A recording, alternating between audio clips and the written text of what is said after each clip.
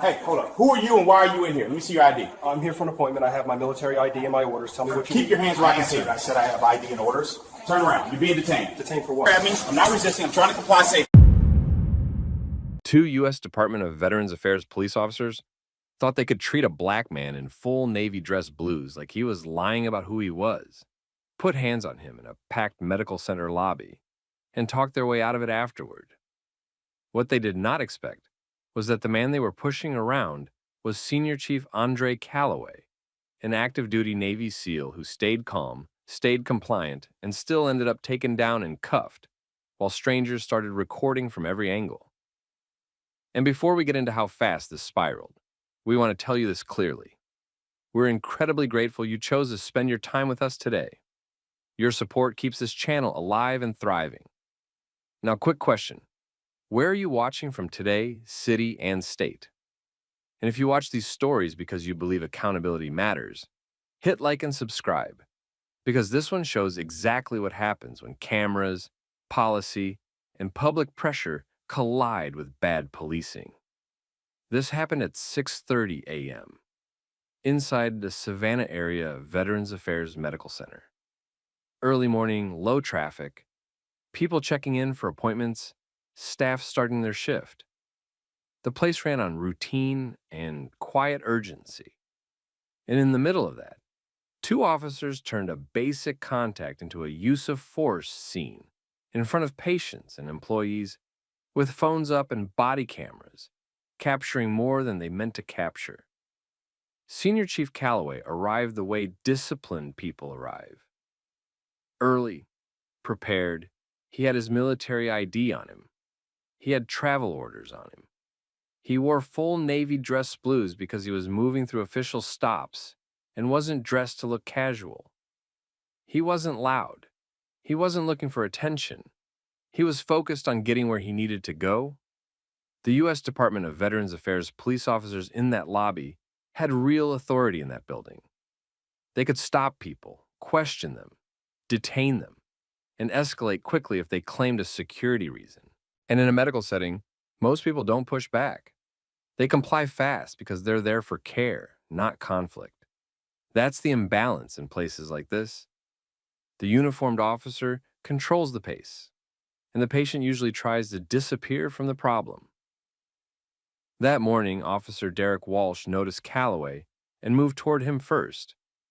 Officer Evan Krieger stayed close behind, positioned like backup.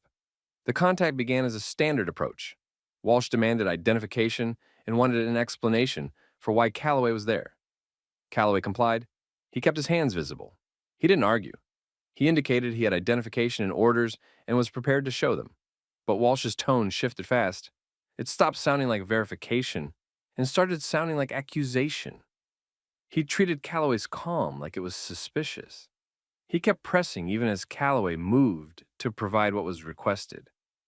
Krieger watched the exchange and stayed close enough to step in if it turned physical. This is where the power game starts. An officer decides early whether he is going to accept information or try to dominate the person giving it. Walsh chose domination. He talked over Calloway's answers and acted like the proof wasn't going to matter. The lobby noticed. A receptionist looked up. A patient in the seating area stopped what they were doing. A veteran near the entrance focused in, watching the officers instead of Calloway, like he'd seen this kind of posture before. A bystander started recording from the side. Then another phone came up from farther back. That changed the math immediately. The officers weren't just controlling one person anymore. They were creating evidence in front of a room full of witnesses.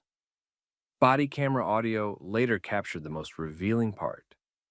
While Calloway was complying and prepared to present documentation, biased remarks were made, suggesting the officers believed his uniform and identity might be fake. It wasn't careful verification.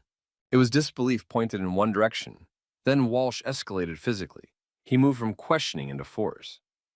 Calloway didn't strike. He didn't threaten. He didn't resist. He stayed compliant. Walsh still drove him into a takedown in the middle of the lobby and put him in handcuffs. Krieger stayed involved and close enough to stop it, but he did not intervene to prevent the takedown. At 6:30 in the morning inside a Veterans Affairs Medical Center, a black Navy SEAL in dress blues ended up on the ground in handcuffs, while multiple people recorded. The room shifted. People reacted, but most didn't feel safe stepping into it directly, not with U.S. Department of Veterans Affairs police officers controlling the scene. The phones kept rolling anyway. That mattered. Calloway stayed controlled after the cuffs went on. He kept his movements minimal. He kept insisting, through measured behavior and steady compliance, that he had what they demanded from the beginning. He didn't give them a reaction they could use to justify what they already did. And Walsh, trying to hold the scene like he owned it, didn't seem to realize the story was already leaving the building through other people's cameras. The moment the supervising sergeant walked into that lobby, the whole temperature changed. Not because people suddenly felt safe, because everyone could tell this was the first person in the chain of command who understood what was happening in real time. 2 U.S. Department of Veterans Affairs police officers had put a compliant man in military dress blues and handcuffs in public with multiple phones recording and body cameras running. Walsh tried to control the narrative immediately. He stayed close to Calloway and kept acting like the cuffs were routine.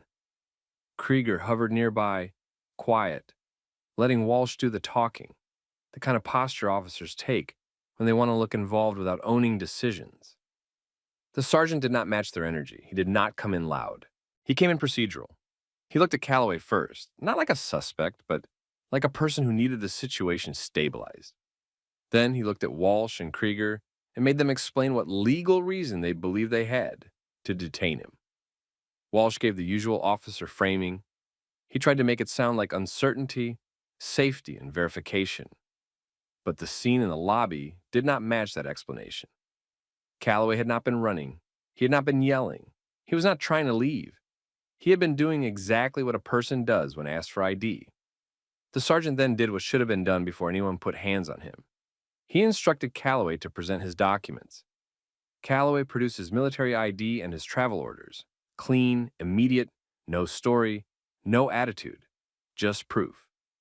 The sergeant reviewed them carefully but quickly, like someone who had looked at enough identification to know what he was seeing. He verified the information against what the officers claimed they were unsure about. The timeline, the identity, the legitimacy. It took minutes. That was the moment Walsh's position collapsed. Because once the documents were verified, the entire justification for the cuffs evaporated. There was no longer any argument for continuing the detention, and the lobby had watched the whole progression. The sergeant ordered the handcuffs removed. Walsh hesitated in that subtle way officers do when they know they went too far but still want to appear in control. The sergeant did not allow the hesitation to turn into delay. The cuffs came off. Calloway stood up calmly, adjusted his uniform, and stayed composed. No celebrating, no big reactions, just control. The people recording caught that too, and it mattered. When someone is treated like a threat and responds with discipline, it makes the force look worse, not better. The sergeant then separated the scene the way a supervisor does when he realizes a situation is now a liability. He directed Walsh and Krieger away from Calloway.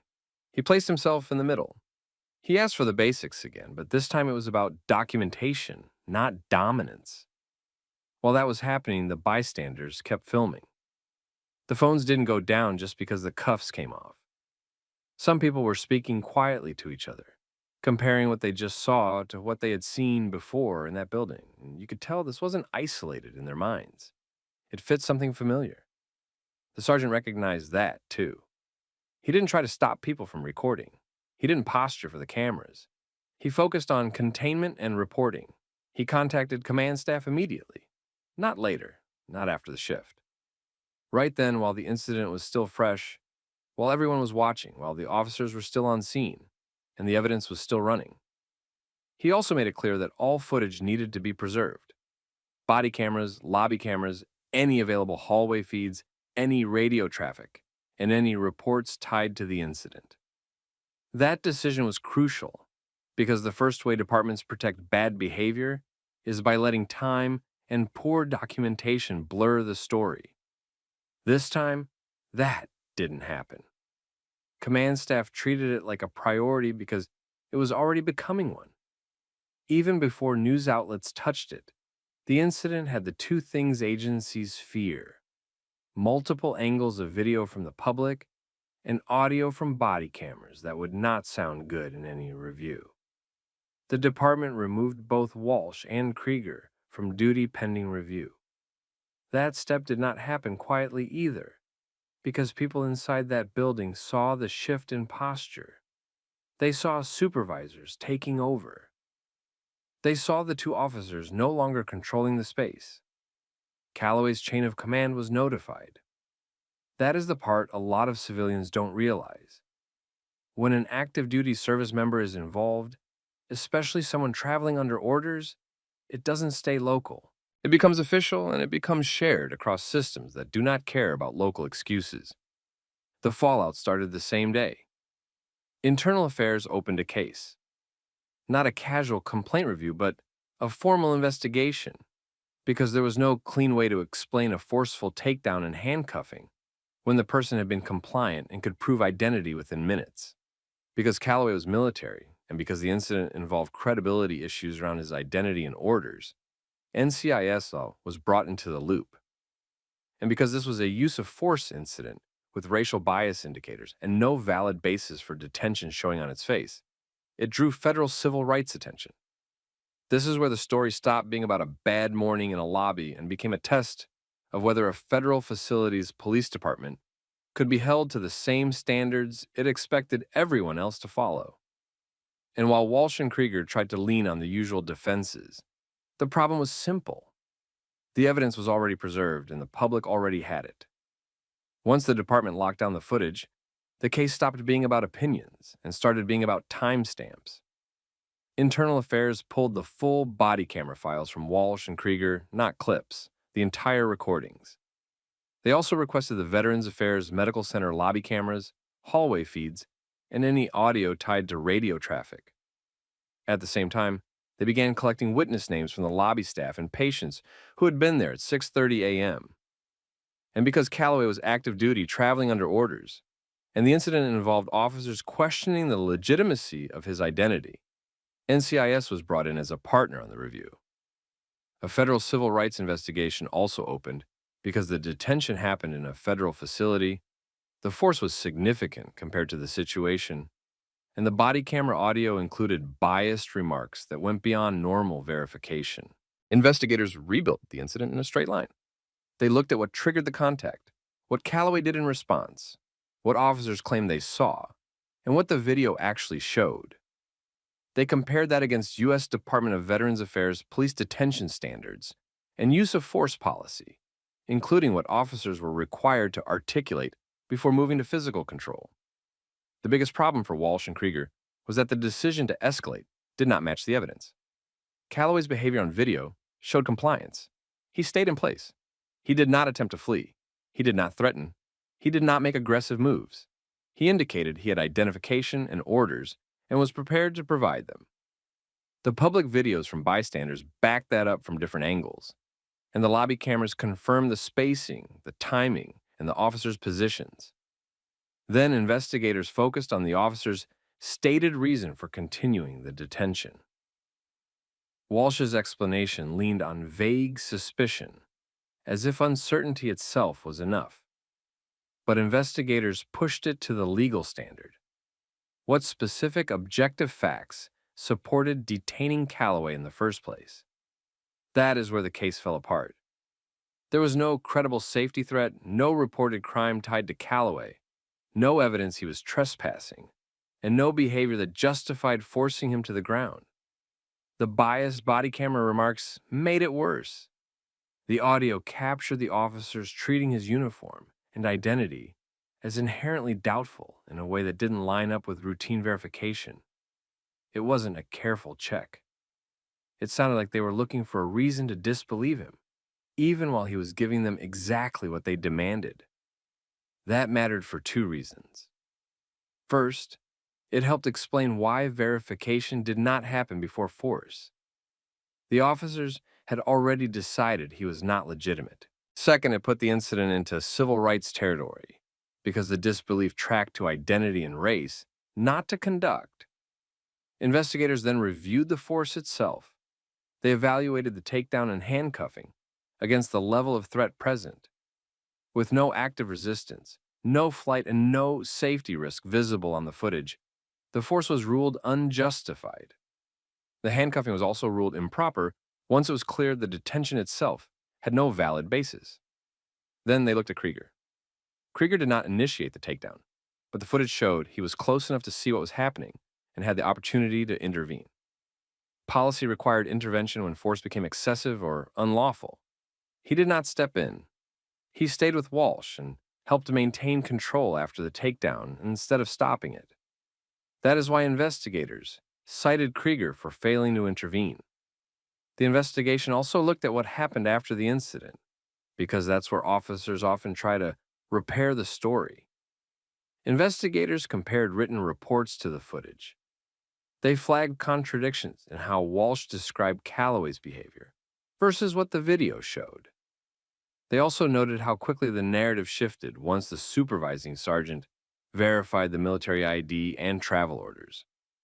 The sergeant's verification timeline showed that the truth was available early, and the escalation happened anyway. As the case grew, the department had to deal with two realities at the same time: internal policy violations and external scrutiny. The administrative actions came first. Both Walsh and Krieger were removed from duty during the review, then terminated once findings were finalized. Their law enforcement certifications were either revoked or suspended, depending on the specific authority involved in credentialing, because the violations went beyond a bad judgment call and into misconduct tied to unlawful detention and improper force. Supervisors were not spared either. The investigation reviewed prior complaints and prior use of force concerns tied to the same officers. It found failures in earlier oversight, including instances where warning signs should have triggered corrective action but did not. That resulted in discipline for supervisors connected to prior inaction. The department could not credibly frame this as a single bad moment if earlier patterns had been ignored. By this point, the incident was already public. Bystander video had spread, and people recognized the uniform, the setting, and the tone. The department was forced to preserve and disclose more information than it would have in a normal complaint case, because multiple agencies were watching and the public had enough footage to challenge any watered-down explanation. What started as two officers treating a man like he didn't belong ended as a formal record stating the detention had no valid basis. The force was unjustified. One officer failed to intervene, both lost their jobs, and leadership faced consequences for not acting sooner.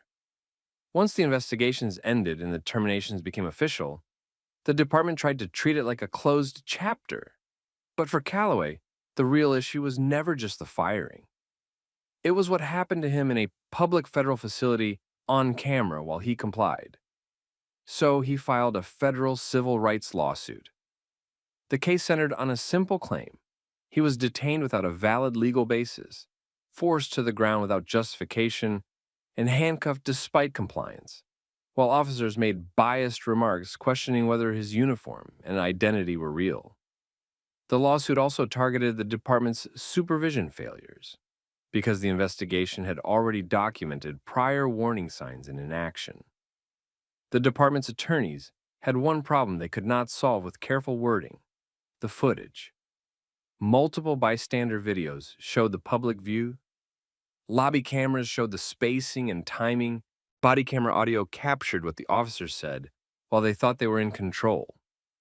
And the supervising sergeant's actions created a clear reference point, because he verified Calloway's military ID and travel orders quickly and ended the detention immediately.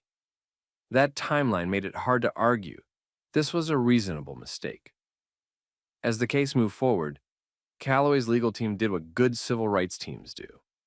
They made the story procedural and measurable.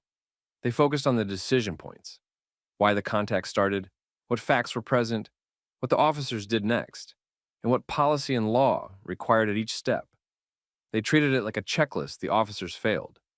The department tried to defend the officers' choices as uncertainty and safety, but the evidence didn't support that. No valid basis for detention meant the force had no foundation. And the failure to intervene finding against Krieger narrowed the department's room to argue it was just one officer acting alone. Then the federal oversight pressure increased.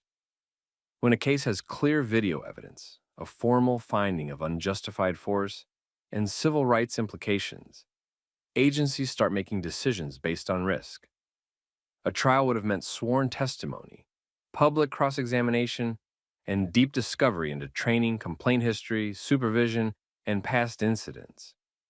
It would have pulled command staff into the spotlight, not just the two officers. That is when the settlement discussions became serious. The case ended in a multi-million settlement.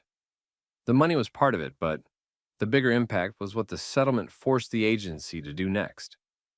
The department was pushed into stricter oversight and accountability reforms tied directly to what went wrong in that lobby. They tightened use of force review. They strengthened body camera compliance rules and consequences for missing footage or delayed uploads. They expanded training around detention standards, bias indicators, and how quickly verification becomes a pretext when an officer already made up his mind. They also increased expectations for intervention, because Krieger's failure to step in became an example of how harm happens, even when one officer is driving and the other is just going along. They also had to address supervision. It wasn't enough to punish the two officers. The findings had already shown that earlier inaction helped create the environment where they felt comfortable escalating. The reforms included stronger early warning tracking, more consistent review of complaints and force patterns, and clearer discipline when supervisors ignore repeated problems. Inside the building, the changes were visible over time. Officers became more careful about articulating reasons for stops and detentions. Supervisors became more involved early when a situation started drawing attention. Body cameras became less optional in practice because everyone understood what happens when policy and reality don't match. And staff and patients became more willing to record because they had seen proof that recording could matter. Calloway's personal outcome wasn't framed as a victory lap. He didn't need validation from strangers to know what happened. What mattered was that the official record matched the reality. The officers were removed, and the agency was forced to change practices that created the harm in the first place. That is the part people miss when they watch incidents like this. Accountability is not just a firing. It's the full chain of consequences. Evidence preserved, findings documented, careers ended, certifications affected, supervision questioned, and procedures changed. So the next person isn't left alone in the same situation. Now here's the question for you watching. If you were in that lobby, would you have recorded, spoken up, or stayed quiet because it was a federal facility with police present? And if you've ever been in a situation where you stayed calm and someone still escalated on you, what did you do afterward to protect yourself? Drop your thoughts in the comments. And if this story hit you, share it with someone who thinks recording and oversight don't matter. And make sure you subscribe because this channel is going to keep telling the stories where dignity holds the line and accountability actually shows up. What's the reason you stopped us? I'll explain. First, ID for both of you. Why are you parked here? we'll provide ID, but tell us what violation you're investigating. We've had break-ins back here. That's why I'm checking. Understood. Do you have a description from a call, or is this just a check? Just do what I'm telling We're you. asking so we can comply safely. Tell us when you Well, want to what's search that for equipment ID. in there? This isn't just about a routine traffic stop gone wrong. It's about a rookie officer, 2 undercover agents, and a moment of mistaken identity that ignited a high-stakes legal battle, forcing an entire police department to face accountability. You won't believe the immediate regret felt by the officer or the explosive aftermath that led to a major lawsuit. A brand new patrol officer thought he had finally caught 2 plainclothes criminals sitting in an unmarked sedan late at night.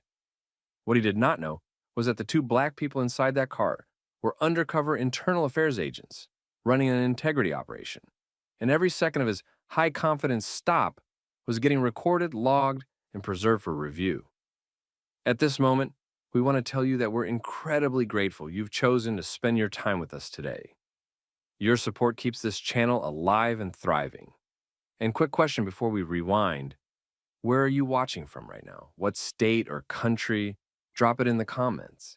And if you like stories where arrogance meets accountability, hit like and subscribe, because this one is a textbook example of how one bad decision turns into a lawsuit, an investigation, and footage the whole city ends up seeing. By the time the body cam caught the clearest angle, Officer Evan Mercer already had the sedan boxed in with his cruiser, spotlight burning through the rear window. He stood off to the driver's side with his chest tight, his voice loud, and his hand hovering too close to his holster. He was not treating it like a normal contact. He was treating it like he was stepping into a headline. Inside the sedan were Agent James Brooks in the driver's seat and Agent Darius Coleman in the passenger seat. They were internal affairs. They were working late, watching a separate target tied to a ghost overtime scam that had been draining the city budget for months. They were not looking for trouble, and they were not there for Evan Mercer. But Evan Mercer had not been trained to recognize the difference between suspicious and unfamiliar. He had been trained to control. James kept both hands visible. Darius kept his hands visible too. Both moved slow and deliberate, because they knew exactly how these stops went when the wrong officer decided the situation was bigger than it was. Evan started issuing commands that went beyond anything needed for a parked car contact. He demanded immediate identification, demanded an explanation for why they were there, and demanded they answer questions that had nothing to do with any traffic violation. He spoke like refusal itself was a crime. James complied with what was safe to comply with. He gave him the basics he could give without exposing an ongoing operation. Darius stayed quiet longer, watching Yvonne's hands, watching the angle of the flashlight, watching how fast the situation was moving from a question to a confrontation. Evan read their restraint as attitude. He pushed harder. He told them they were matching a description from recent break-ins. He said the vehicle was suspicious. He said the location was known for crime. But when he tried to explain what he actually saw, it was thin. A sedan parked near closed businesses. 2 people inside, engine running, lights off. Late hour. That was it. He did not have a traffic violation. He did not have a confirmed description match. He had a hunch, and he had adrenaline. James asked what law he believed they had broken. He asked it calmly, the way someone asked when they were trying to keep things from escalating. Evan did not answer with a statute or a clear reason. He answered with more commands. Darius shifted his attention to documentation. He did not announce it. He did not reach suddenly.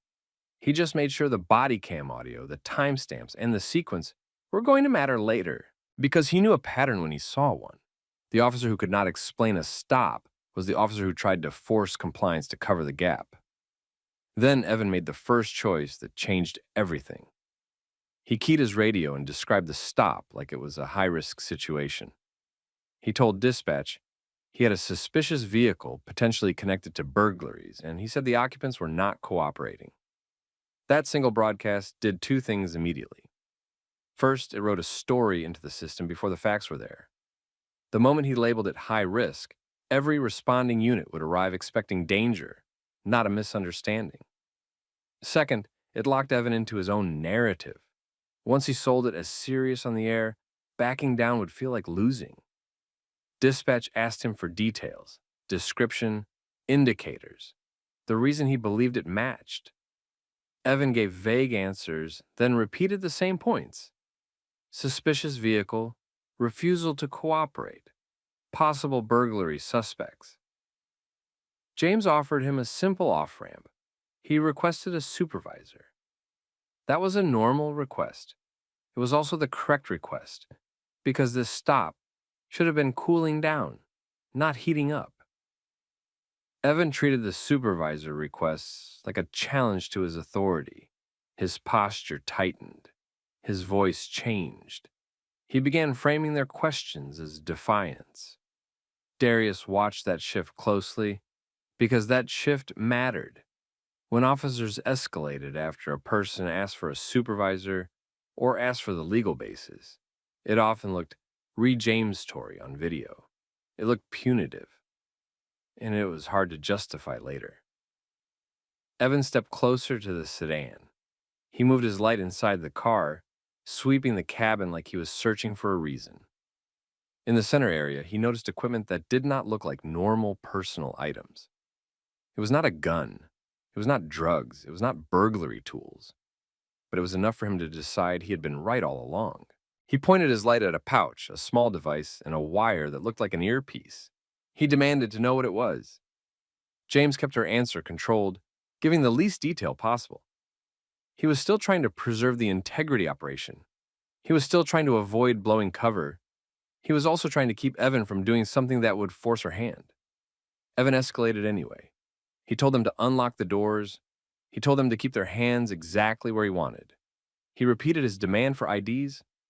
James did not refuse to identify herself forever, but he could not expose sensitive credentials in the middle of a street with backup units rushing in, a target nearby and her gear visible. Darius knew that too. He also knew Evan was not entitled to an unlimited fishing expedition just because he felt nervous. Evan did not hear any of that. He heard delay. He heard caution.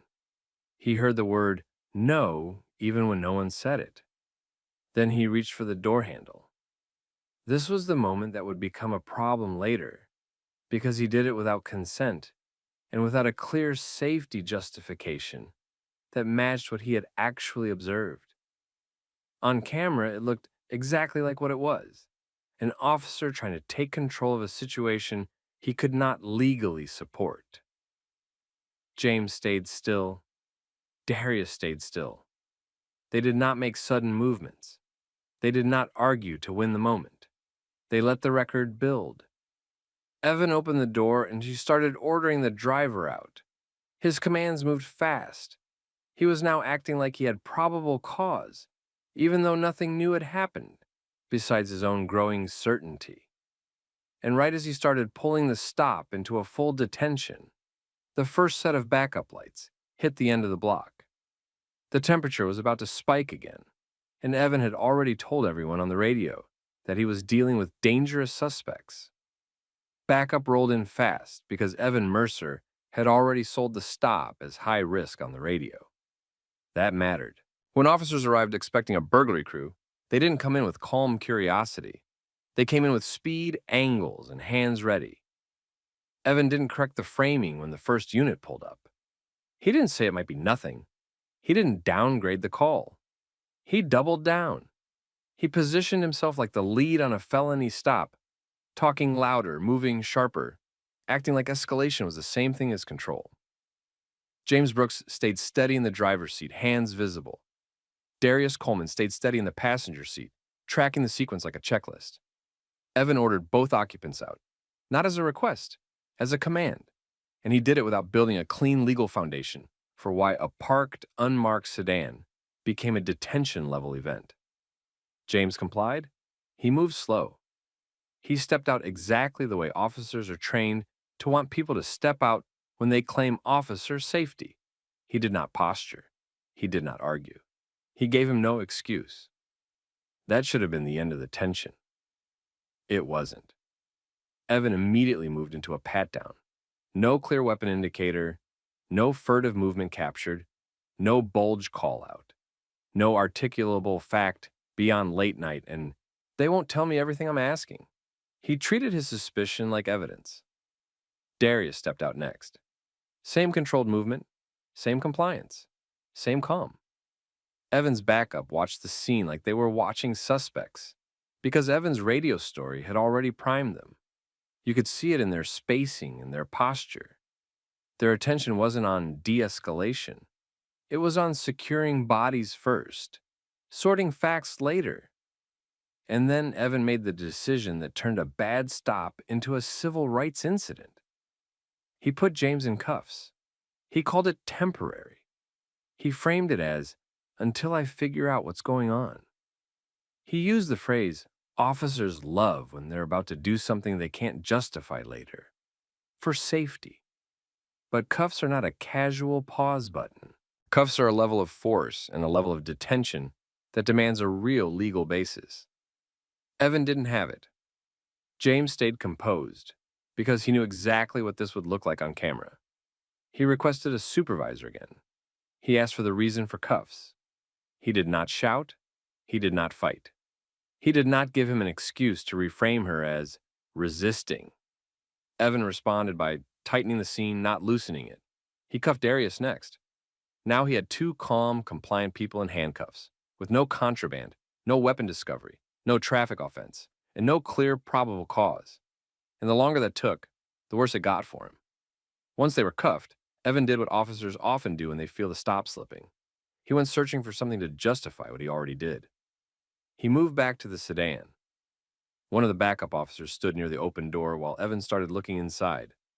Not a quick glance for safety, not a protective sweep based on a specific threat. He was probing. He handled items. He shifted a pouch. He looked for identifiers. He shined light on equipment and treated unfamiliar like illegal. That was another problem. You don't get to search a car just because you're uncomfortable. And you don't get to handle someone's gear because you want to find a reason after the fact. Darius watched closely. He didn't need to say much. The video would say it for him. Evan kept asking questions that weren't required for the stop, and when he didn't get the answers he wanted, his tone turned more punitive. The shift was subtle but clear. This wasn't, what's going on here? It was, you're going to cooperate because I said so. And then came the mask off moment, the one line that later made the whole stop look worse, not better. Evan made it clear that their refusal to answer extra questions was the reason he was treating them like criminals. Not a crime, not evidence. There are boundaries. That's when it stopped being a misunderstanding and started looking like regemestian for not submitting. One of the backup officers, newer too, asked Evan quietly what the original violation was. Evan gave a weak answer again. Suspicious vehicle. Recent burglaries. They matched the vibe. They wouldn't explain themselves. That quiet question mattered because it showed even backup couldn't see the legal foundation. Dispatch came back over the air with no confirmation of any description match tied to the sedan. Nothing connected the plate to a burglary alert. Nothing came back that justified cuffs. Evan ignored that off-ramp too.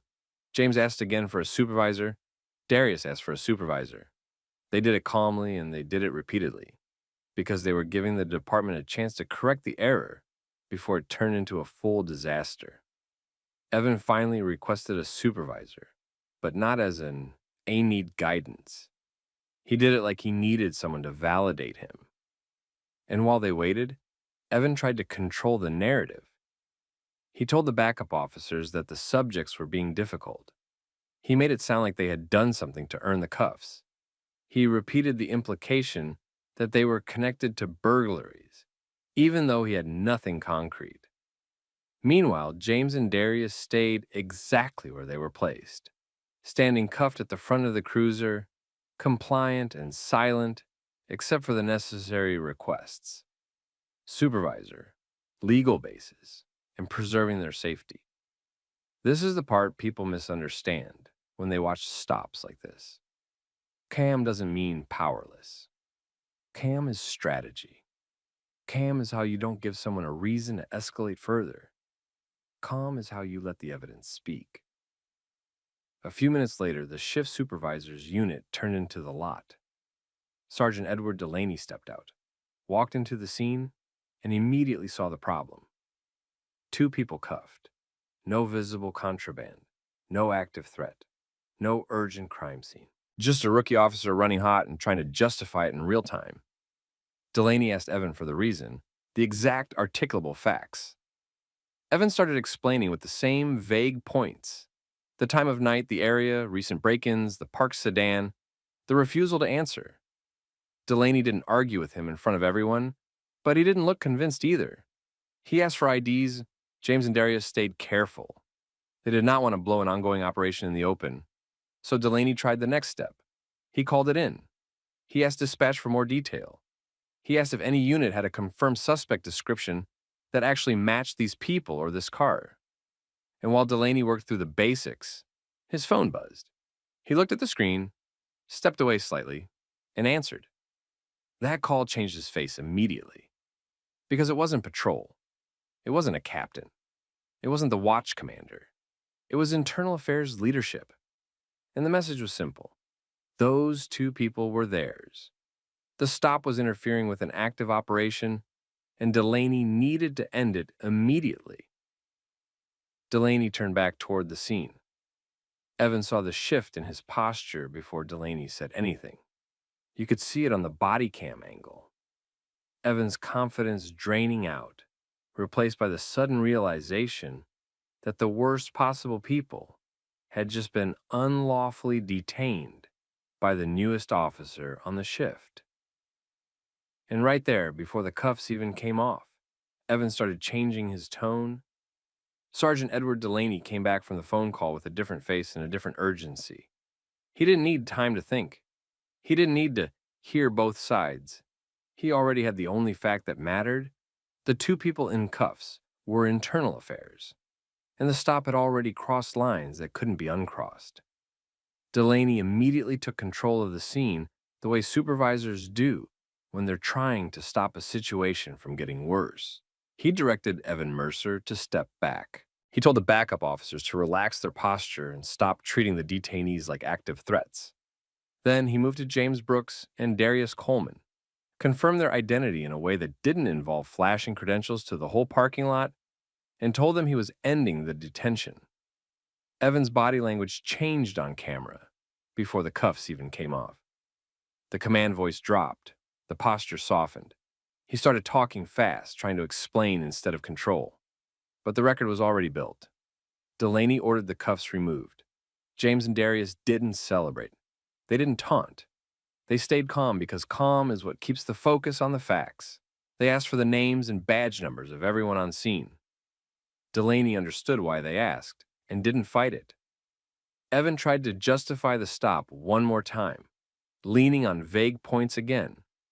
Time of night area, recent bulletin, occupants being evasive. Delaney pressed him for the specific, articulable facts that supported cuffs and a vehicle search. Evan didn't have anything new to offer. He had feelings and assumptions, and he had already acted on them. Then came the moment that ended any chance of this being handled quietly. Evan tried to reframe what happened. He suggested to Delaney that they could write it up differently. He floated the idea of calling it a welfare check, or a suspicious vehicle contact, or anything that would make the cuffs and search look like a normal precaution instead of an unlawful detention. That was the second scandal, because it wasn't just a mistake anymore. It was an attempt to rewrite the mistake after the fact. And the problem for Evan was simple. Bodycam audio doesn't care what someone wishes happened. Dispatch logs don't change because someone got embarrassed. The radio call he made, the way he described the situation, the way backup responded, the moment the door opened, the handcuffs, the search behavior, the tone shifts, everything had timestamps. Delaney didn't agree to Evan's reframe. He shut it down and told him to write exactly what he did and why he did it. He also told him, in front of witnesses, to stop talking and stop making it worse. James and Darius did one more thing before leaving. They told Delaney, procedurally, that the department needed to preserve all recordings tied to the incident. That included Evan's body cam, any backup body cams, the cruiser dash video, and every radio transmission. That mattered because the first move in many cases like this is accidental gaps, late uploads, missing clips, dead batteries. James and Darius didn't leave that door open. They left the scene and immediately informed their chain of command that the operation had been compromised and that they had just become plaintiffs in a civil rights incident. And Evan stood there with the quiet kind of panic that doesn't look dramatic but feels like a floor falling out from under someone. He had spent the whole stop trying to prove he belonged. Now he was going to be used as an example of what happens when a rookie plays high-risk cop without the legal ground to stand on. The department couldn't bury it, not with internal affairs directly involved and the evidence already locked in multiple systems. By the next day, Delaney had submitted a supervisor memo outlining what happened and why he ended it. IA opened an internal investigation immediately, not just into Evan's stop, but into the bigger issue it exposed. How often officers were allowed to escalate based on vibes and radio storytelling instead of facts. Evan was interviewed quickly. His report didn't match the video in key ways. He described more threat than the camera showed. He described more resistance than the audio captured. He described the equipment like it was suspicious tools, but he still couldn't articulate a crime. That mismatch became the center of the internal case. Within the week, James and Darius retained counsel. The notice was straightforward and clean because it didn't need to be complicated. They alleged unlawful detention, false arrest, unreasonable search, regimentation, policy violations, and municipal liability. And then the public side caught up. The story first spread inside the department, then outside it. People talk. Someone heard that a rookie had cuffed IA. Then someone filed records requests. Then a local reporter asked about the incident. The department tried to slow it down with ongoing investigation language, but the existence of footage was already known, and the pressure built. When the Bodycam video finally released, it didn't need narration to look bad. It showed a stop that started with weak reasoning and turned into force because the officer wanted control more than clarity. It showed a radio call that exaggerated the threat level. It showed a search that looked like justification hunting. It showed cuffs applied to calm, compliant people. It showed multiple off-ramps ignored. And it showed the moment Evan tried to change the story after learning who they were. That last part mattered to the public more than anything else because mistakes can be corrected, but backpedaling on camera looks like intent. The city's legal department saw it the same way. They didn't want a jury hearing that audio. The lawsuit didn't need dramatic courtroom scenes. It needed receipts. In deposition, Evan was walked through the stop step by step. Every claim he made was compared to the video and the dispatch log. He was asked to explain his actions. Then the policy manual came out. Not the vague, be professional sections. The parts about articulation, detention limits, use of handcuffs, searching vehicles, calling a supervisor, and truthful radio traffic. Those policy excerpts were used like a measuring tape. The camera showed what happened. The policy showed what should have happened. The distance between those two was the case. The department moved fast because they had to. Evan was taken off the street during the investigation. Depending on how the department handled it formally, he either resigned before termination or was terminated after a disciplinary process. Either way, the outcome was clear. He wasn't staying in a uniform. Delaney didn't walk away untouched. Supervisors don't get to pretend they didn't see what happened once it's on record. He was cited for supervisory failures and how the stop was allowed to escalate before he arrived, and for not shutting it down sooner once the warning signs were obvious. His discipline wasn't the same as Evan's, but it was enough to signal the department wasn't calling this just a misunderstanding. The city settled the lawsuit. Cities do that when the video is strong, when the policy violations are easy to explain, and when the cost of trial is higher than the cost of change, and change was part of it. The department updated training and field supervision rules. Internal Affairs used the incident as a case study because it showed exactly how small decisions become big violations. Weak stop, louder commands, a radio narrative, a search for justification, cuffs as a control tool, and then an attempt to rewrite history when reality hits. This wasn't a story about a single bad stop. It was a story about a mindset. A rookie wanted to prove himself, and he treated fear like evidence and paid for it. Now, let me ask you, if you were in that car and you stayed calm while an officer escalated without a legal basis, would you have known what to request and what not to do? And if you were the supervisor arriving, would you have shut it down immediately or tried to protect the rookie and smooth it over? Drop your thoughts in the comments and share this with someone who thinks small choices on a stop don't matter. And if you want more realistic stories where power gets checked by evidence and accountability, make sure you like the video and subscribe to the channel. Hey, let me see your ID. What are you doing right here? What's this about? Do what I said. Give me ID. Listen, I'm not arguing. What is the reason? This area's got drug issues. Where you going? Who you meeting? I'm not giving personal details. What's the legal basis for ID? Stop resisting. A patrol officer decided a black man standing near the curb outside a crowded train station had to be involved in drugs. He walked up and demanded identification right away, without explaining a legal reason. The man didn't argue or raise his voice. He just asked what this was about and whether he was being detained. The officer didn't answer that clearly. Instead, he started acting like the questions themselves were a problem, and he kept tightening the situation until it turned into a public detention with phones recording from a few feet away. And before the story goes further, thanks for spending your time here today.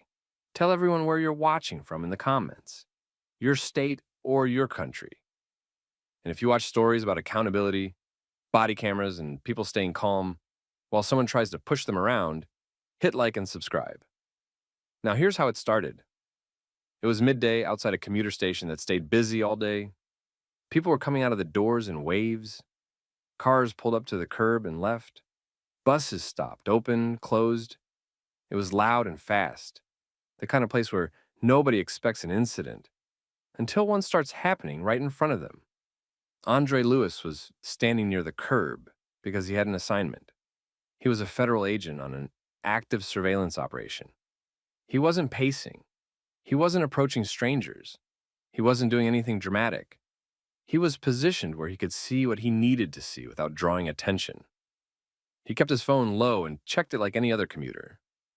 Officer Tyson Mercer saw Andre and made an assumption. Mercer didn't walk up like he was checking on someone's welfare. He walked up like he had already decided what Andre was. He moved into Andre's space and demanded ID immediately. Andre stayed calm. He didn't give long explanations. He didn't volunteer details. He kept it short on purpose because he was trying to protect an ongoing operation. He asked basic questions about why Mercer needed ID and whether he was free to leave. Mercer didn't like that. Instead of stating a clear reason for the stop, Mercer began trying to pull information out of Andre piece by piece. He pressed for where Andre was going, who he was meeting, and why he was standing there. Andre kept it minimal. He didn't get sarcastic. He didn't raise his hands in the air. He didn't posture. He just didn't play along. That's when Mercer changed how he described Andre's behavior. Mercer started treating short answers as suspicious. He acted like Andre was being difficult, even though Andre was standing still and speaking normally. Mercer's tone got sharper. He stepped closer and began giving more commands. People around them started noticing because Mercer was turning it into a scene. Commuters slowed down. A few stopped and watched. Some moved around them to avoid getting close. One bystander, Maya Rios, took out her phone and started recording. She didn't run up. She didn't scream. She just held the camera steady and kept both of them in frame. At the same time, Mercer's body camera was running. Mercer then moved toward a frisk. He justified it as a safety step, even though nothing about Andre's behavior had changed. Andre didn't swing. He didn't jerk away. He didn't try to run. He stayed controlled and asked what Mercer thought he was doing and what the reason was. Mercer took those questions as a challenge. He started talking like Andre was refusing commands, even though Andre was staying in place. Mercer put hands on Andre to control his position. He told him to stop moving and stop resisting, even though the video would later show Andre wasn't fighting. Mercer acted like he needed to gain control of someone who was already calm. The public part got worse fast. More people stopped. More phones came up. The curb lane backed up slightly because drivers slowed down to look. Mercer escalated again and went to handcuffs. He pulled Andre's hands behind him in full view of the station entrance, the sidewalk traffic, and the phone's recording from close range. Andre had been trying not to reveal who he was. He didn't want to flash credentials. He didn't want to compromise the surveillance. He didn't want attention on that spot. But at that point, the attention was already there. The detention had already disrupted the operation, and Mercer was already committed to making it look like Andre was the problem. Andre stayed steady, but he made a decision right then. If Mercer was going to keep going, Andre was going to force a supervisor response. Andre stayed calm in the cuffs, but he stopped playing the regular stop game. The detention had already pulled attention to the exact area he was working, and Mercer was still acting like he could keep tightening the situation until something stuck. Andre did two things in order, and both were deliberate. First, he made it clear he was not going to physically fight Mercer. No sudden movements, no arguing, no attempts to yank away. He kept his body still because he knew what officers sometimes write later when a stop looks bad on video. He wasn't giving Mercer anything to twist. Second, he forced the stop out of Mercer's control and into supervision. Andre told Mercer he was a federal agent and that Mercer needed a supervisor immediately. Mercer didn't accept that at face value. He treated it like another story. He kept Andre in cuffs and tried to keep the situation on the sidewalk instead of letting it become a supervisor scene. He pushed for details right there, in public, like he could make Andre prove it without changing his own posture. Andre didn't start explaining the operation. He didn't start naming people. He didn't start giving out sensitive info in front of commuters holding phones. He repeated the request. Supervisor now. Verify credentials properly. That's when Mercer made another mistake. He tried to talk over Andre and control the narrative for the crowd. The body cam captured Mercer using resistance language again, acting like Andre's calm questions and requests for a supervisor were a refusal to comply. Meanwhile, Maya kept recording. She didn't stop when the cuffs went on. She adjusted her position slightly to keep the frame clear. She captured Mercer's stance, Andre's posture, the cuffs, the surrounding people, and the fact that Andre wasn't pulling away or fighting. And you could see it in the crowd. The mood changed. At first, people assumed the officer must have a reason.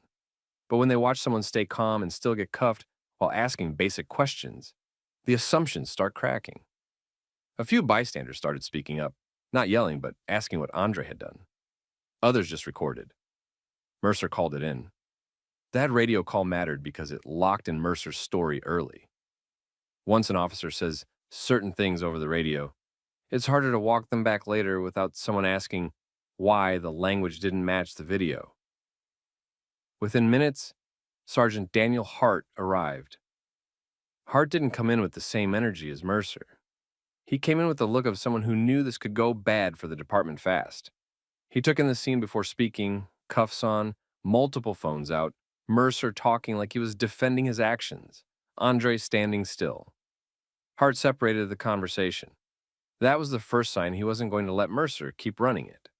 Hart spoke to Mercer briefly, then turned to Andre. Andre didn't perform. He didn't try to embarrass Mercer for the crowd. He kept it professional and kept it short.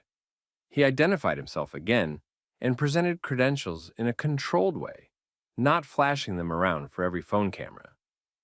Hart didn't just glance and nod. He did what supervisors are supposed to do when something is sensitive and potentially high liability. He verified. He checked credentials properly and made the confirmation call. That verification flipped the entire situation in real time. Hart's posture changed. Mercer's posture changed. The air around them changed. Because now this wasn't an officer investigating suspicious activity. Now it was a patrol officer who had detained a federal agent without a clear reason, on camera, in public, while the agent stayed calm the whole time. Hart ordered the cuffs removed, and that moment was caught on everything. Bodycam, Maya's phone, and at least a few other bystanders. The same hands that put the cuffs on had to take them off. The same officer who acted certain had to stand there while his supervisor corrected him in front of a crowd. Andre didn't celebrate. He didn't throw it in Mercer's face. He adjusted his wrists, took a breath, and immediately checked his surroundings because the surveillance assignment was already disrupted. He was thinking about what damage was done and what had to be reported. Hart kept it controlled. He didn't yell at Mercer on the sidewalk. He didn't create a bigger scene than necessary, but he also didn't treat it like nothing happened. He watched the recordings being made. He knew the department couldn't pretend this was a normal stop. Mercer tried to explain himself. He referenced suspicious behavior and implied he had concerns before he demanded ID. But the problem was simple. The cameras showed the order of events. Mercer demanded ID first and tried to justify it afterward. The crowd heard it. The phones captured it. The body cam captured it. Hart ended the street portion quickly. He instructed Mercer to disengage. He spoke to Andre in a lower, more controlled way, confirming that Andre was free to leave and that the department would document the interaction properly. Andre left the immediate area not because he was satisfied, but because he had to deal with the operational fallout. His assignment was compromised. His presence was now known, and the station area had just been turned into a public incident. By the end of that day, there were already two versions of the story forming. One version was what Mercer would later write: a suspicious person, evasive answers, officer safety, resistance, and a detention that made sense. The other version was what the cameras captured: an officer making an assumption, demanding ID without a clear reason, escalating when he didn't get the answers he wanted, and using forced language while the person stayed calm. And the difference between those versions was going to matter, because this wasn't just a complaint anymore. This was a documented timeline with multiple recordings and a supervisor on scene who verified exactly who had been detained. By the next morning, this wasn't just a bad stop. It was a file with a timeline. Maya's video showed the start clearly. Mercer walked up and demanded ID right away. No clear reason given first, no report of a crime in progress, no matching description, just a demand. Then pressure when Andre didn't feed him details. Mercer's body cam filled in everything Maya's angle didn't catch. The exact order of Mercer's questions, how Andre answered, how quickly Mercer moved from talk to hands-on, and how often Mercer used the word resisting while Andre stayed controlled. Then other bystander clips surfaced, different angles, same story. That's what made it hard to spin. One video can be argued. 3 or 4 videos from different distances and angles becomes a timeline. And then Mercer wrote his report.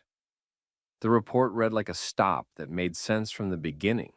It claimed Mercer noticed suspicious behavior first, that Andre gave evasive answers, that Mercer feared for safety, and that Andre's behavior forced escalation. It described the handcuffs like they were the obvious outcome of Andre's conduct. But video doesn't care about a narrative. Video shows order, video shows tone, video shows who escalated first. Within days, the department had 2 things on their desk. 1, a clean sequence on camera, and 2, a written report that didn't match it. That's what triggered Internal Affairs. Internal Affairs didn't need to guess what happened. They laid out the footage in a timeline and matched it to Mercer's stated reasons. Every time Mercer claimed something happened before, they checked whether it actually happened before. Every time Mercer wrote "subject resisted," they looked for resistance. They also pulled dispatch and radio traffic. Mercer's wording over the radio got reviewed the same way because those early statements are what officers rely on later when they say, "This is what I believed at the time." Then, the department made the move that happens when they see risk bigger than one incident. They sent it to an outside civil rights review as well. That outside review focused on 2 questions. Was there reasonable suspicion at the start, or did Mercer create justification after he'd already decided Andre was a problem? Was this a one-off or part of a pattern? That second question is how Mercer's past caught up to him. They audited Mercer's prior stops, not just whether he made arrests. They looked at how often he demanded ID, how often he escalated to frisk, how often he used certain language, how often his reasons were vague, and whether his stop data showed a pattern in who he approached and how those encounters ended. The station stop became the example case because it was clean on video. And once you have one example on video, it becomes easier to recheck older stops that were previously just paperwork. Meanwhile, Andre wasn't just dealing with embarrassment. His surveillance assignment had been disrupted in public.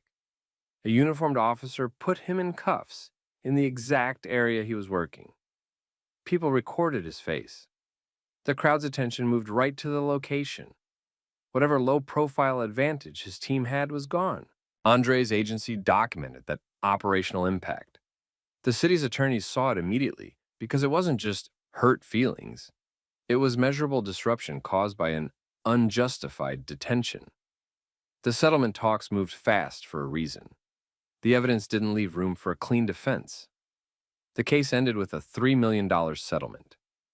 Mercer was terminated, and the department had to do something public-facing that looked like more than a sacrifice of one officer. They had to show structural change because the recordings made it impossible to pretend this was just a misunderstanding. So the policy changes followed the same pressure points the videos exposed. Reasonable suspicion documentation tightened.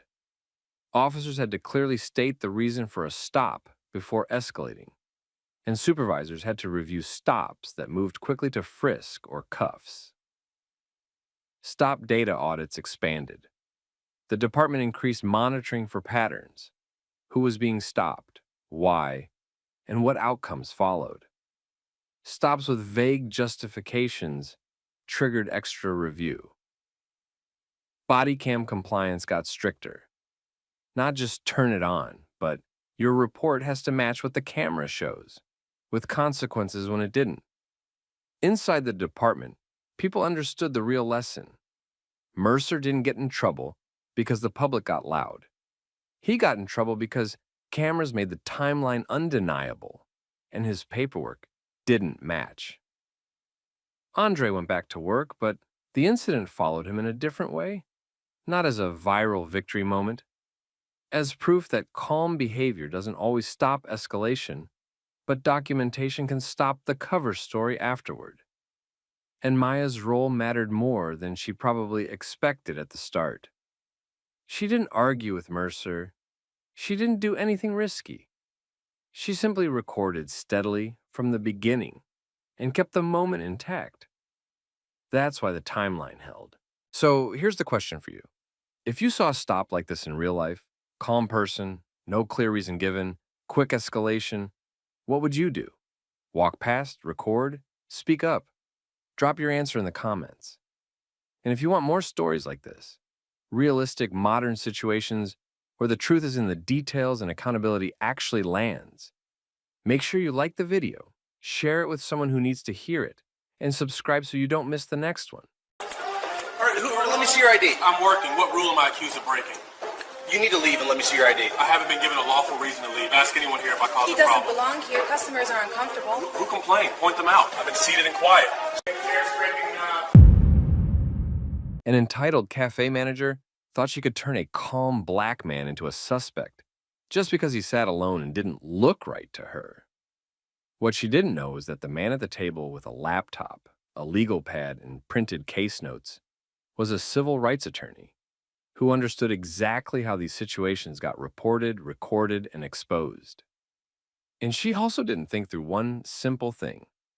This cafe had cameras, and so did the customers. At this moment, we want to tell you that we're incredibly grateful you chose to spend your time with us today. Your support keeps this channel alive and thriving. Now tell us where you're watching from, city and state. And if you like stories where people stay calm, stick to facts, and accountability actually happens, hit like and subscribe so you don't miss the next one. Here's what happened in downtown Denver.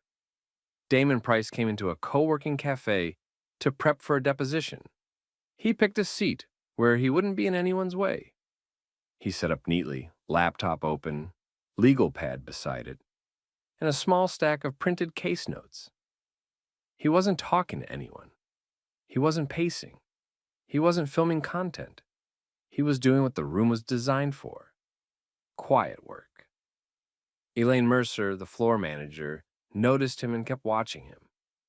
Not because he caused a problem, but because he was alone and focused. She watched long enough that it became obvious she wasn't checking on the room. She was checking on him. She walked over and questioned why he was there, like he owed her an explanation. Damon stayed polite and kept it simple. He told her he was working. He indicated his materials. He didn't argue. He didn't raise his voice. Elaine didn't accept that answer. She pressed him again, asking for details she didn't demand from anyone else. She tried to turn it into a membership test, then a purpose test, then a "who are you meeting" test. Damon didn't play along. He repeated that he had access to the space and he was using it normally. Elaine walked back to the counter and made a decision that changed everything. She called 911. She reported Damon as loitering and claimed he was making customers uncomfortable. She didn't mention that he was seated and quiet. She didn't mention that no one had complained. She used vague words that made the situation sound threatening without having to describe any actual behavior. Inside the cafe, the room looked the same as it had before. People kept typing. A couple customers glanced up when they saw Elaine on the phone. Nobody moved away from Damon. Nobody acted scared. The only person treating him like a problem was Elaine. Minutes later, a city officer walked in. It was Officer Kyle Mercer. He didn't come in to sort it out. He came in acting like the call already proved something. Kyle went straight to Damon's table and treated the situation like a removal, not a conversation. Damon stayed calm and explained he was working. He pointed to his laptop and notes. He made it clear he wasn't bothering anyone and hadn't been told any valid reason he needed to leave. Kyle didn't take that in. He demanded identification and kept pushing Damon into a corner where the only right answer was leaving immediately, no matter how unreasonable the demand was. Damon asked what rule he was accused of breaking and why he was being treated like a criminal for sitting and working. Kyle dismissed it and kept escalating his tone and posture. Elaine stayed close, repeating her claim that Damon didn't belong there and that people were uncomfortable. Damon pointed out the obvious. If customers were uncomfortable, Kyle could ask them. Kyle did not. A couple nearby customers spoke up anyway and made it clear Damon had been quiet and working the whole time. One staff member behind the counter looked uneasy, like they knew the call was unnecessary, but they didn't step in against the manager. Kyle ignored the witnesses and kept the focus on Damon's compliance. That's how these situations flip. The original claim doesn't hold up, so the officer starts treating normal questions as defiance. As Kyle continued, several customers pulled out their phones and started recording. The cafe also had visible security cameras. Damon didn't do anything to provoke a reaction. He stood slowly when Kyle ordered him to, kept his hands visible, and stayed controlled. Kyle then decided to arrest him. He labeled it trespassing, even though Damon had been sitting quietly and he had not caused a disturbance. And when Damon didn't accept the story being forced onto him, Kyle added obstruction, using Damon's questions and refusal to act scared as the excuse. Damon did not resist. He did not fight. Kyle handcuffed him right there in the cafe and walked him out past the counter while people filmed and watched. Elaine got what she wanted in that moment. Damon removed in cuffs. But the cameras and the witnesses got what they needed too. Kyle walked Damon out to the curb like the decision was already sealed. Damon stayed steady, said what needed to be said, and didn't give Kyle any reaction he could later describe as aggressive. The handcuffs were still on as Kyle guided him towards the patrol car. Outside, the scene looked even worse. People on the sidewalk noticed. A couple customers from inside followed far enough to keep recording. Damon didn't ask them to stop. He also didn't ask them to help. He focused on staying calm and making sure the basics were clear. He had been working quietly in a business open to the public, and he had not caused any disturbance. Kyle put Damon near the cruiser and started doing what officers do after they take someone into custody, confirming identity, checking the call notes, and trying to build a clean story around an arrest that already had witnesses. Damon gave his name and basic identification information. He also told Kyle, clearly and professionally, that he was an attorney and that he had been in the cafe to prep for a deposition. He didn't say it like a threat. He said it like a fact because it was. Kyle didn't change his tone. He treated it like another excuse. Then dispatch came back over the radio. Damon's name had been run through the system. Dispatch flagged that he appeared to be a licensed attorney. That mattered for two reasons. First, it made the situation more sensitive, because any false arrest was going to be harder to hide. Second, it forced Kyle to verify the reason for removal in a way he didn't do inside the cafe. Kyle paused. His whole pace changed. He went back to the cafe entrance with Damon still in cuffs nearby and started asking questions he had refused to ask earlier. He needed something specific, a clear statement from management that Damon had been formally trespassed from the property, and a reason that didn't collapse under basic scrutiny. Elaine tried to keep control of the narrative, but now she had a problem. A vague, customers felt uncomfortable wasn't enough when multiple customers were already on video saying there had been no issue. And if she claimed Damon had refused to leave earlier, that would raise the next question. What policy had he violated to justify removal in the first place? Kyle asked for the day pass or membership status. Staff at the counter, the ones who were actually doing the normal work, started giving answers that didn't match Elaine's urgency. Damon had been sitting quietly. Damon had not threatened anyone. Damon had not disturbed the space. Damon had been working. Kyle also had to deal with the cameras. The cafe had them. His body camera had them. And customers had their own footage starting from inside, continuing out to the sidewalk. Kyle wasn't the only one creating a record anymore. At that point, Kyle did what officers do when they realize the foundation is weak. He tried to turn it into a quick wrap it up and move on moment. He told Damon he was being released and that he needed to leave the property. Damon didn't celebrate. He didn't argue. He focused on documentation. He asked for the incident number and the reason he had been cuffed and removed. He asked for Kyle's name and badge information. He asked whether the trespass claim had been formally issued in writing or was just a manager's demand. He asked what specific behavior had been treated as obstruction. Damon kept it short and factual because he understood that every word on Kyle's body cam mattered. Kyle gave minimal answers and tried to end the interaction fast. He removed the cuffs. Damon stepped back, rubbed his wrists once, and immediately checked that his phone, wallet, and materials were still intact. Then Damon did the next important thing. He did not go quiet. He walked a few steps away from the cruiser, called someone at his firm, and explained what happened while it was fresh. He didn't dramatize it. He laid it out like a timeline. Seated and working, manager confrontation, 911 call, officer dismissal of witnesses, cuffs, removal, and sudden release only after dispatch flagged his license. Inside the cafe, the atmosphere had shifted. Customers weren't just uncomfortable anymore, they were angry. Some of them approached staff, asking why the police had been called at all. One employee looked like they wanted to disappear behind the counter. Elaine stayed rigid, acting like she'd done nothing wrong, but now she couldn't control the room. And the videos had already started moving. The first clips hit social media within hours.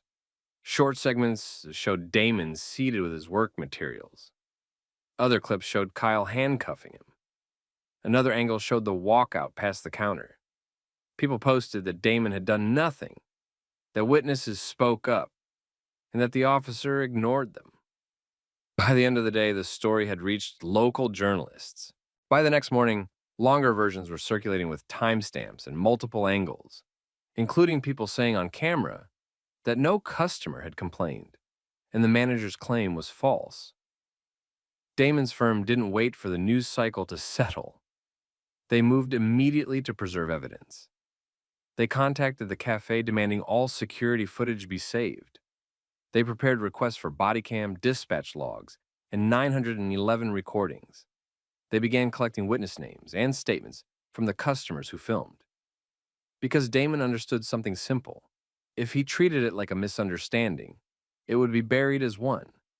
If he treated it like a civil rights violation, it would be handled like one. The next morning, Damon's firm treated the arrest like evidence, not drama.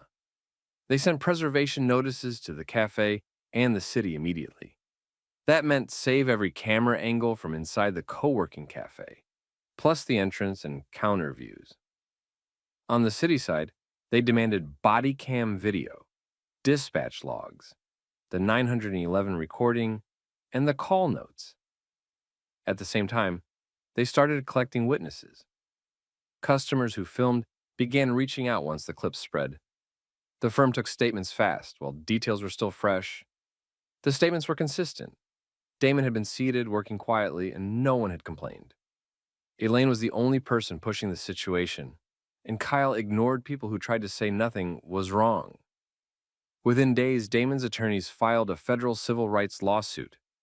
It named Officer Kyle Mercer and the city, focusing on two simple points.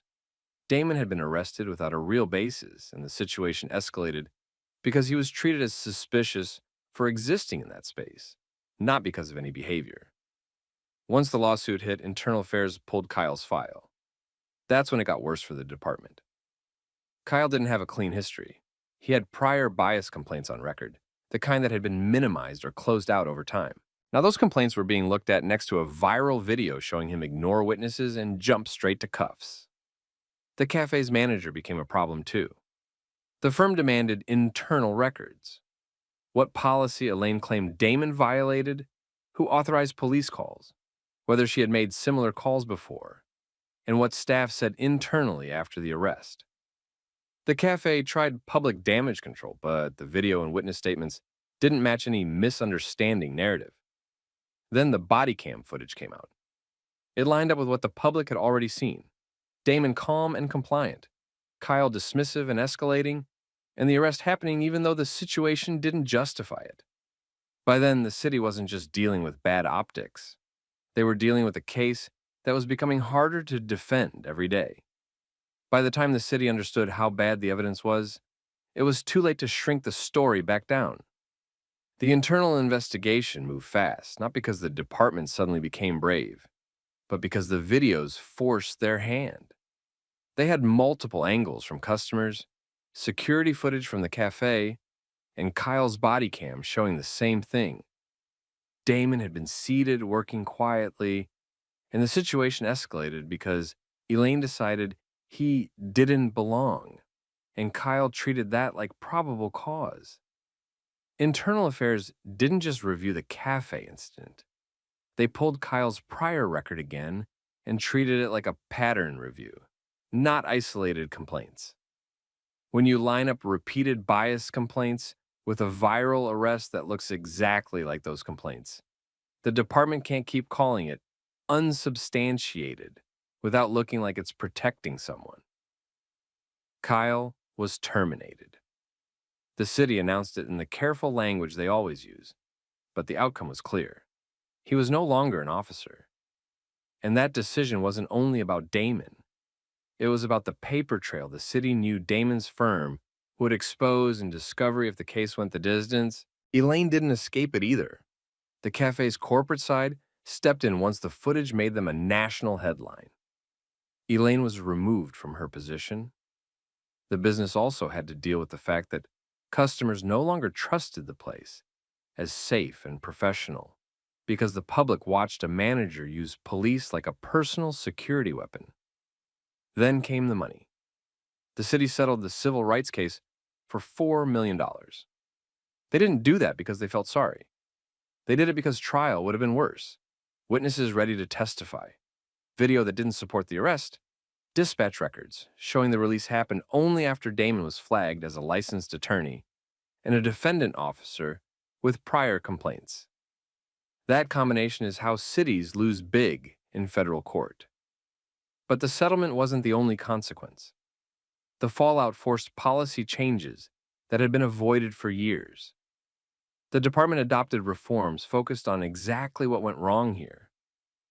Tighter rules for trespass enforcement in public-facing businesses, requiring clear documentation and verified authorization. Supervisor review requirements for certain low-level arrests tied to refusal to leave or vague suspicious person calls. Mandatory witness checks when a call is based on customers feel uncomfortable, instead of treating that phrase as automatic justification. Stronger tracking of bias complaints, so repeated patterns couldn't be quietly buried as separate incidents. Bodycam compliance and auditing, with consequences when footage and reports don't match. And the story didn't end inside Denver. The case added pressure for a wider federal review into whether the department showed a pattern of racially biased enforcement in everyday public spaces, especially in places like cafes, lobbies, co-working spaces, and retail settings where belonging gets policed through discretion. That part mattered because Damon's situation wasn't rare. What was rare was a combination of clear video, clear witnesses, and a person who knew how to force a system to answer for itself.